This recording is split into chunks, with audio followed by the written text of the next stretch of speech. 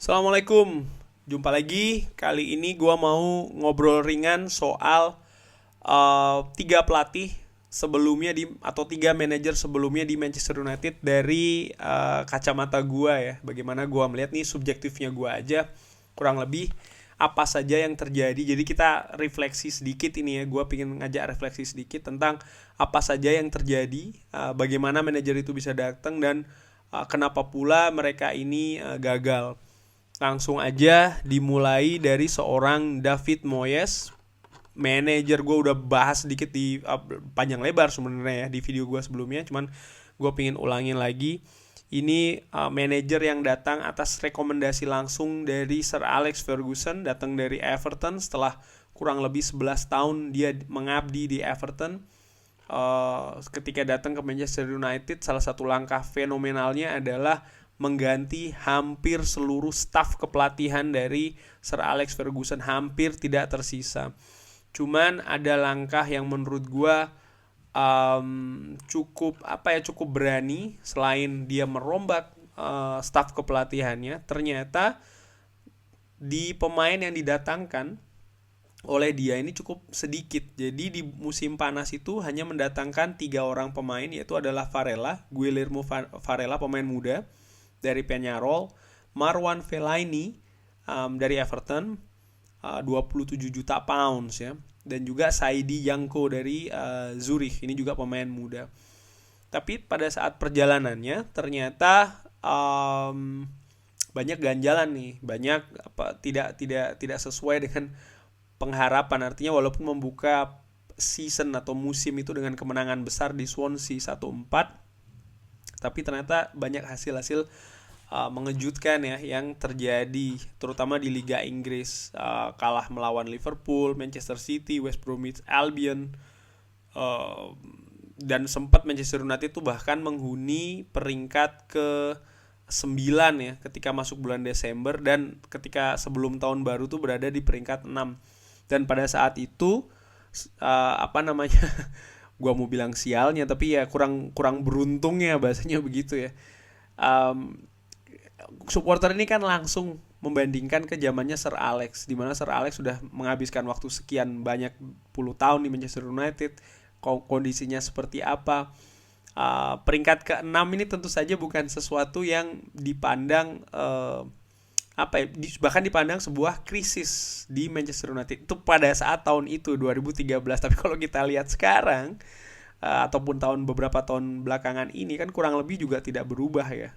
Tidak berubah artinya tidak ada perubahan drastis lah ya. Nah, karena pada saat itu dipandang ini merupakan salah satu hal yang krisis, didatangkanlah pemain lagi, yaitu adalah seorang Juan Mata dari Chelsea senilai 37 juta pounds. Dan gue inget banget ketika Juan Mata datang tuh memang dianggap seperti ini nih, pemain penyelamat. Bukan cuman hanya penyelamat David Moyes, tapi juga penyelamat Manchester United. Tapi apa?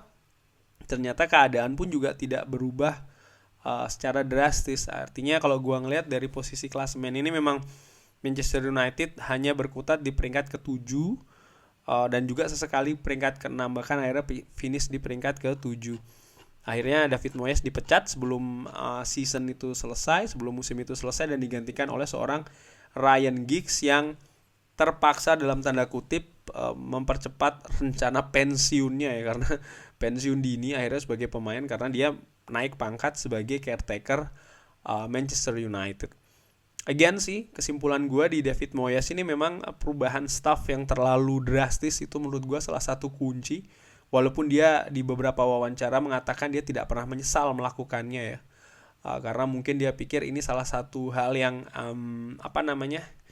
yang ada di rencana dia. Dan memang pada saat itu David Moyes ini kan dipecat setelah kurang lebih 8 bulan ya, sekitar segitulah. Padahal kontraknya dia sendiri, seingat gue, correct me if I'm wrong, kalau tidak salah tuh cukup panjang ya. Dia dikontrak 5 tahun. Coba dibayangkan 5 tahun dan ketika 8 bulan sudah dipecat. Ini kan menurut gue ada sesuatu yang tidak beres di sini. Antara seperti yang gue bahas di beberapa video gue sebelumnya, klub sukses itu kan ada 3 elemen yang harus sinergi. Sebenarnya ada 4 sih ya: manajemen, tim kepelatihan beserta manajer, pemain dan juga fans. Nah, gua melihat ini ada ketidaksinergian di antara manajemen dan juga pelatih.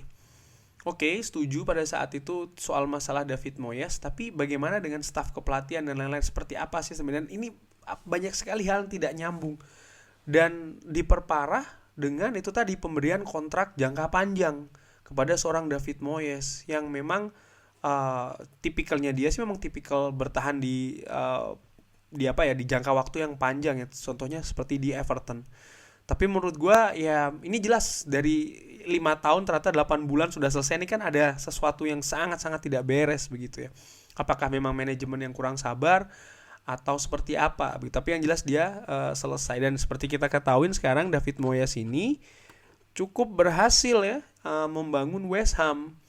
Dari ya sekarang saja ya, West Ham sudah, atau 2 musim belakangan ini West Ham sudah bisa berbicara banyak di papan atas. Dan menurut gue untuk tim selevel West Ham ini sudah merupakan sesuatu hal yang cukup bagus.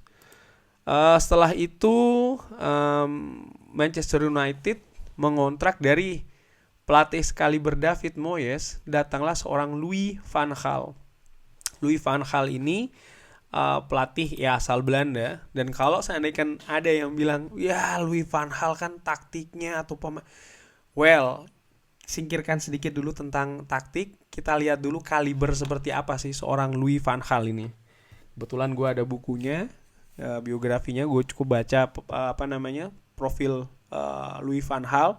Kebetulan di media Belanda juga pastinya sering dibahas siapa itu Louis van Gaal. Louis van Gaal ini menurut gue pelatih yang salah satu pelatih kelas dunia. Bagaimana dia punya banyak sekali pengalaman internasional maupun domestik ya. Bagaimana dia membawa Ajax di tahun 95 atau 96 cukup juara Liga Champions. Dan bukan saja juara Liga Champions, gue pada saat itu mengikuti betul, menyaksikan betul bagaimana Ajax ini dengan tim mudanya berhasil menjadi momok menakutkan di Eropa. Artinya untuk mengalahkan Ajax ini cukup sulit ya. Bahkan ketika dia kalah di final menghadapi Juventus, itu harus melalui drama adu penalti. Finalnya sekalipun itu berada di Italia, di Roma kalau tidak salah. Cuman again balik lagi ke Louis van Gaal. Louis van Gaal sendiri pun juga menurut gue selain dia memperkuat atau menukangi menjadi manajer di tim-tim besar seperti Ajax, Barcelona, Bayern München, ketika dia melatih tim biasa-biasa saja seperti AZ Alkmaar ya.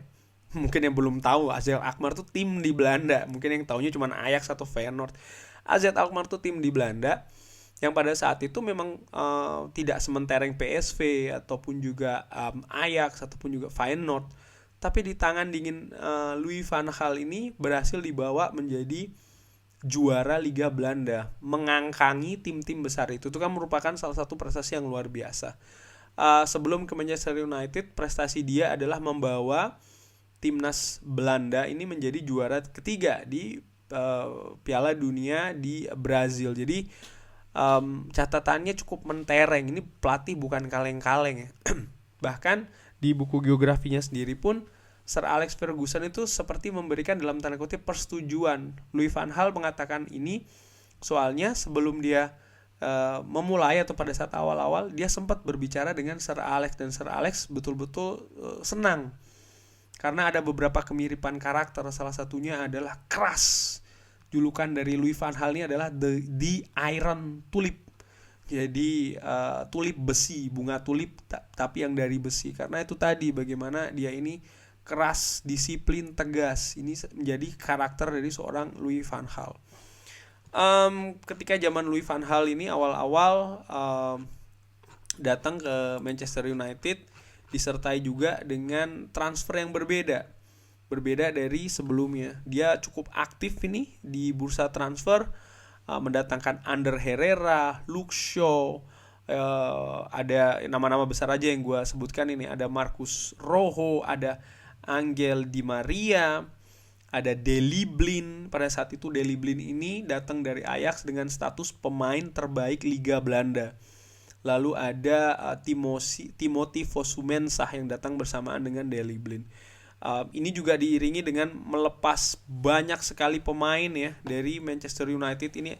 Alexander Butner, Rio Ferdinand, Federico Macheda, Nemanja Vidic, Patrice Evra, Shinji Kagawa, Bebe, Danny Welbeck ya. Ini yang cukup fenomenal, lepas ke Arsenal dengan nilai cukup 20 juta kalau tidak salah. Lalu Michael Keane, Darren Fletcher, Wilfried Zaha, Anderson, ini lepas semua. Bahkan ada juga pemain-pemain yang datang dengan status pinjaman seperti seorang Radamel Falcao.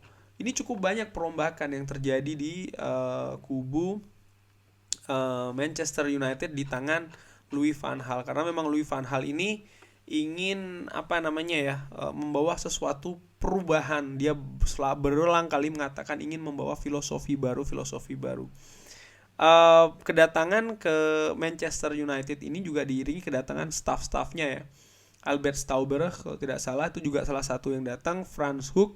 Stauber itu sekarang jadi asistennya Michael Arteta ya di Arsenal. Franz Hoek kalau tidak salah juga di timnas Belanda. Kalau tidak salah ini masih juga ada di sana. Siapa lagi ya gue lupa. Jadi ada tiga asisten dari Belanda dan salah satunya itu seorang Ryan Giggs yang dipromosikan jadi asisten dia. Seperti yang gue pernah bahas juga, Louis van Gaal ini berusaha untuk menjaga kondusivitas ruang ganti dengan menunjuk Wayne Rooney sebagai kapten, lalu Ryan Giggs sebagai asisten manajer. Dan bahkan begini, ini satu yang gue lupa untuk nambahkan. Jadi sekarang ini kan Ole Gunnar Solskjaer ini kan sempat bermain 3 back. Manchester United pas Sir Alex pertama kali pakai 3 back ya di zamannya Louis van Gaal.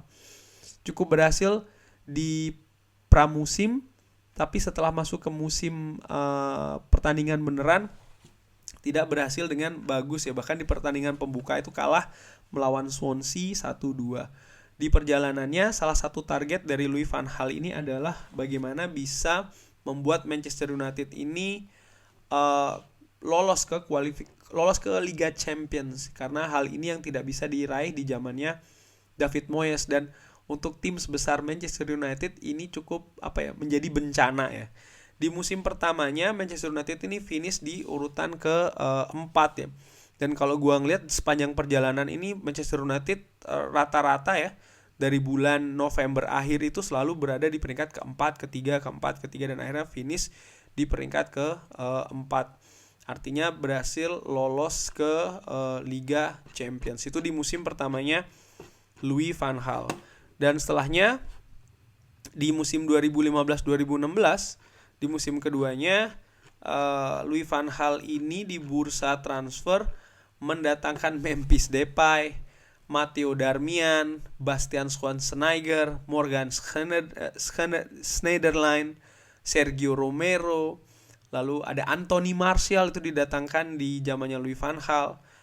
Dan Louis van Gaal melepas beberapa pemain ya di musim keduanya ini, Tom Cleverley, Nani, Robin van Persie, Angel Di Maria, Andres Lindegaard, Javier Hernandez. Jadi cukup aktif, sekali lagi cukup aktif, karena terlihat sekali kalau gue melihat ini memang ingin merombak Manchester United yang tidak dengan pelan-pelan tapi dengan radikal ya. Dan ya kalau gua ngeliat pergerakan di papan klasemen juga Manchester United lagi-lagi bergerak di papan atas. Sempat berada di peringkat ke-1 pernah di minggu kedua, 4, 2, 5, 6 sampai akhirnya finish di peringkat ke-5. Dan ini gagal membawa Manchester United ke zona Liga Champions, hanya berhasil ke Europa League ya. Cuman di musim keduanya ini Louis van Gaal mampu mempersembahkan piala kepada Manchester United, dan ini merupakan tradisi dari seorang Louis van Gaal di mana di setiap tim yang dia latih dia selalu bisa memberikan trofi, yaitu adalah juara Piala FA. Dan di akhir musim Louis van Gaal ini dipecat dengan tidak enak karena ternyata tuh sudah ada perjanjian sebelum Louis van Gaal ini dipecat. Perjanjian dengan siapa? Jose Mourinho. Louis van Gaal gagal kenapa? Kalau menurut gue sih lebih karena filosofinya yang tidak sinkron dengan filosofi klub Manchester United itu sendiri. Itu di situ ada perpaduan antara culture, um, filosofi itu sendiri, visi, ya itu yang tidak nyambung sih menurut gua. Dan bisa jadi juga ya Louis van Gaal belum menemukan sistem atau sistem atau strategi ya yang jangka jangka menengah atau jangka panjang untuk Manchester United pakem lah katakanlah, itu belum ketemu. Dan ya, lagi-lagi finish di luar Liga Champions itu salah satu hal yang fatal di musim keduanya dia, sehingga dia akhirnya selesai. Di musim 2016-2017 datanglah Jose Mourinho. Di musim pertamanya ini dia mendatangkan cukup banyak pemain ya. 4 pemain, tapi ini Eric Bailly, Zlatan Ibrahimovic, Mkhitaryan yang statusnya sebagai pemain terbaik Bundesliga, dan siapa lagi kalau bukan Paul Pogba dengan ya rekor transfer, melepas banyak pemain juga, salah satunya beberapa di antaranya Morgan Schneiderlin, Memphis Depay, Bastian Schweinsteiger yang hanya 1 musim berarti di Manchester United, dan beberapa pemain lain ya. Ini menurut gue di musim pertamanya Jose Mourinho ini Manchester United lagi-lagi hanya banyak berkutat di papan tengah menuju ke atas ya, artinya di peringkat ke-5, peringkat 6, finish di peringkat ke-6 yang akhirnya bisa dengan sedikit ajaib lolos ke Champions League ya, ke Champions League. Kenapa? Karena Manchester United menjadi juara di Europa League, akhirnya bisa lolos ke Champions League. Sekalipun menurut di peringkat Liga ini harusnya out ya, karena dia hanya berada di peringkat ke 6. Itu di musim pertama Jose Mourinho. Di musim kedua ini memulai dengan transfer yang dilakukan. Victor Lindelof datang, Romelu Lukaku datang, Nemanja Matic, Zlatan Ibrahimovic kembali, Alexis Sanchez di bulan Januari pun datang ya. Wayne Rooney ke Everton itu lepas, beberapa pemain yang lepas ya. Adnan Januzaj, Henrik Mkhitaryan lepas ke Arsenal. Jadi kalau gua ngelihat ini memang pemain bintang selalu datang ya. Kalau gua ngelihat sampai dengan musim ini dari zamannya Louis van Gaal. Tapi prestasi Manchester United susah untuk mendekati, untuk masuk ke zona Liga Champions saja susah ya kalau gua rangkum pelan-pelan ini. Manchester United akhirnya berhasil finish di peringkat kedua tapi dengan selisih poin yang cukup jauh dengan Manchester City, sejauh 19 poin ya. Di Liga Champions pun juga lolos grup tapi selesai di knockout phase di babak langsung ya, di babak pertama disingkirkan oleh Sevilla. Dan setelahnya di musim ketiga, memasuki musim ketiga ya, tapi tidak selesai musim ketiganya ini, dia ini selesai ketika Manchester United finish di peringkat ke-6, atau bukan finish sih, berada di peringkat ke-6 setelah kalah 1-3 menghadapi Liverpool ya, di peringkat ke-6 itu di bulan Desember. Pemain yang didatangkan Diogo Dalot, Fred itu datang, tidak ada lain-lain, sedangkan yang keluar itu Michael Carrick pensiun, jadi dipromosikan menjadi asisten. Yang gue sayangkan ini ya, Daley Blind Daley Blind kembali ke Ajax, Marwan Fellaini ke Sandon Luneng. Ada siapa lagi? Iya, itu dia, betul. Ini adalah musim terakhir dari Jose Mourinho. Kalau kita lihat dari peringkat, memang peringkatnya peringkat ke-6 ya di 16 Desember. Tapi kalau dari berita yang gue baca, kenapa diselesaikan awal Jose Mourinho ini, karena memang kabar ketidakharmonisan tim itu sangat-sangat santer terdengar, bahkan sampai keluar, dan akhirnya manajemen mendengar ini dan manajemen memutuskan untuk mengakhiri Jose Mourinho. Bagaimana Jose Mourinho ini cukup sering mengkritik pemain-pemainnya ini langsung di depan media ya. Luke Shaw kena, Paul Pogba dicopot, hal-hal seperti itu yang kalau gue ngelihat di zaman Ole Gunnar ini justru berusaha untuk diprotek oleh Ole Gunnar Solskjaer ya. Kita sama sekali tidak pernah mendengar berita yang ofisial ya, yang resmi adanya pertikaian atau ketidakharmonisan tim. Walaupun gue yakin pasti ada, tidak mungkin tidak ada, pasti itu ada. Tapi kabarnya kita tidak pernah mendengar ya hal itu. Kurang lebih demikian. Nah, kalau dari kesimpulan ya, ini ngobrol ringan aja, sorry kalau agak panjang karena sudah malam juga ya. Ternyata pelatih sekaliber Jose Mourinho, Louis van Gaal itu tidak bisa atau belum bisa membawa Manchester United itu seperti Manchester United yang ada di zamannya Sir Alex. Artinya bisa bersaing secara konsisten di perebutan gelar juara Liga. Sekalipun pemain-pemain yang datang itu pemain yang bagus-bagus ya, luar biasa. Jose Mourinho pun juga sebelum datang ke Manchester United ini kan menjadi pelatih di sedikit pelatih yang bisa kembali lagi ke klub lalu membawa juara. Maksud gue Chelsea. Dia dulu membawa juara Chelsea, sempat ke mana-mana, balik lagi ke Chelsea, di bawahnya lagi juara. Itu kan luar biasa. Tapi ternyata di Manchester United, bahkan menurut dia finish sebagai peringkat kedua di Manchester United pada saat itu sudah merupakan prestasi bagi dia. Ini kan sangat luar biasa. Artinya apa? Kalau menurut gue betapa sulitnya menjadi manajer di Manchester United. Jadi menurut gue tidak melulu sih kalau kita melihat ya, Ole Gunnar Solskjaer ya, menurut kalian miskin taktik atau apapun itu, lalu melihat nama-nama mentereng dari manajer-manajer yang ada saat ini itu bisa menjadi solusi. Kalau menurut gue tidak begitu ya. Karena apa? Balik lagi, sinergitas antara 4 elemen atau 3 elemen lah. Manajemen, staf kepelatihan yang dikepalai oleh manajer, dan juga pemain. Ini menurut gue sinergi yang nomor 1 dan nomor 2 ini yang tidak terjadi di zaman Moyes, Louis van Gaal, dan juga Jose Mourinho. Bagaimana di zaman Ole Gunnar ini, baru musim ini ada Director of Football dengan nama John Murtough ya, dan juga kalau tidak salah Darren Fletcher, gue lupa posisinya apa, tapi yang jelas mereka inilah peran penghubung antara manajemen dan juga staf kepelatihan untuk itu tadi menimbulkan atau menciptakan keharmonisan sinergi antara satu dan yang lainnya. Sehingga kalau sinergi ini sudah terjalin, gua pikir sih tentunya pasti harus ada waktu ya adaptasi, bekerja sama dan lain-lain ya. Ada hasil yang bisa dilihat, tapi tentunya again ini harus terus ada progresnya. Dan kalau gue lihat ya dari yang sudah ini, progresnya tuh ternyata adalah lolos Liga Champions.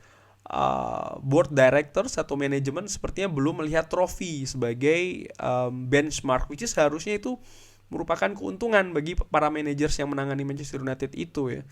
Cuman ya itu tadi, gue sih berharap kan ini baru musim ini ya, ada John Murtough, ada football director ini, sehingga ya manajer ini bisa lebih fokus menangani tim untuk tampil di atas lapangan. Karena again kita sudah pernah punya manajer sekaliber Jose Mourinho, sekaliber Louis van Gaal. Lihat Louis van Gaal bagaimana bisa merubah timnas Belanda dari timnas pesakitan, sekarang tinggal selangkah lagi lolos ke Piala Dunia Qatar. Ini kan merupakan suatu hal yang menurut gue cukup luar biasa ya. Skuad Belanda tuh bukan dihuni oleh pemain-pemain bintang sih, tapi dia mampu merubah dari keadaan sebelumnya dengan skuad yang nyaris sama ya, yang dilatih oleh Frank de Boer. Ini kan merupakan, again, kita pernah dilatih oleh pelatih-pelatih seperti itu, tapi hasilnya belum ada. Dan again, ini ada perubahan, adanya John Murtough, Darren Fletcher, posisi-posisi baru ini. Mungkin bukan musim ini, mungkin bisa jadi musim depan atau bahkan musim depannya lagi kita akan melihat. Tapi apakah harus terus sabar dengan Ole Gunnar? Gua 100% akan mendukung Ole Gunnar ya, dan mudah-mudahan Ole Gunnar juga bisa melihatkan progres seperti yang gue bilang di beberapa video gue sebelumnya. Kurang lebih demikian, ngobrol ringan amatiran yang agak panjang sedikit nih, membahas 3 manajer di Manchester United sebelumnya ya, David Moyes, Louis van Gaal, dan juga Jose Mourinho. Thanks for watching, jangan lupa like and subscribe. Kalau ada saran kritik bisa langsung di kolom komen. Wassalamualaikum warahmatullahi wabarakatuh.